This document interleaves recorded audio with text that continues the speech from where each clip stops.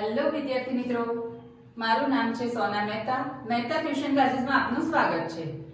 ગયા વિડિયો લેક્ચરમાં આપણે કુલ ખર્ચ અને કૌટુંબિક અંદાજપત્રના દાખલા સમજ્યા હતા.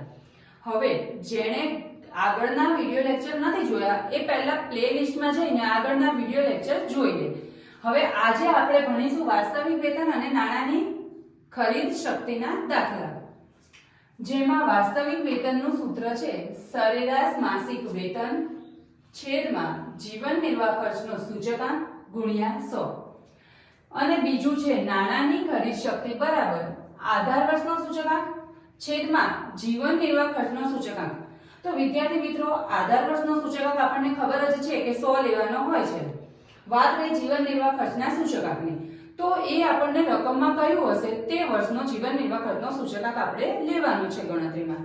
હવે આપણને રકમમાં કહ્યું છે વાસ્તવિક વેતન શોધો તેમજ વર્ષ 2015 માટે નાણાંની ખરીદ શક્તિ શોધો. તો પહેલા આપણે વાસ્તવિક વેતનની ગણતરી કરવાની છે. વાસ્તવિક વેતન એટલે કામદારને મળતો પગાર, ખરેખર જે નાણાંના રૂપમાં મૂલ્ય મળે છે તે. વર્ષ આપ્યા છે આપણને 2010 થી 2015 સુધી. એવી જ રીતે માસિક વેતન આપ્યું છે. એવી જ રીતે જીવન નિર્વાહ ખર્ચનો સૂચકાંક આપ્યો છે. તો વિદ્યાર્થી મિત્રો, આ ત્રણ વસ્તુ આપણને રકમમાં આપેલી જ હોય છે. આપણે ફક્ત આ એક ખાનું બનાવવાનું છે જેમાં સૂત્ર મૂકવાનું છે. વાસ્તવિક વેતન બરાબર સરેરાશ માસિક વેતન છેદમાં જીવન નિર્વાહ ખર્ચનો સૂચકાંક ગુણ્યા 100. વર્ષ 2010 છે, માસિક વેતન 15000 છે, જીવન નિર્વાહ ખર્ચનો સૂચકાંક 192 છે. સૂત્ર પ્રમાણે કિંમત મૂકીએ એટલે 15000 ના છેદમાં 192 ગુણ્યા 100 એટલે તમારો જવાબ આવશે 7812.5. બીજું વર્ષ છે 2011 નું, એનું વેતન છે 15600, એનો જીવન નિર્વાહ ખર્ચનો સૂચકાંક છે 203.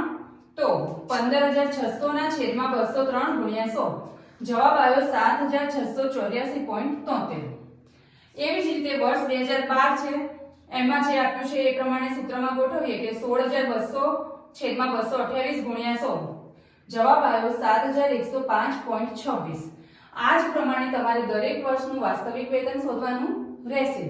પછી 2015 ની નાણાંની ખરીદ શક્તિ શોધવાનું કીધું છે. તો 2015 ની નાણાંની ખરીદ શક્તિ બરાબર આધાર વર્ષનો સૂચકાંક છેદમાં જીવન નિર્વાહ ખર્ચનો સૂચકાંક.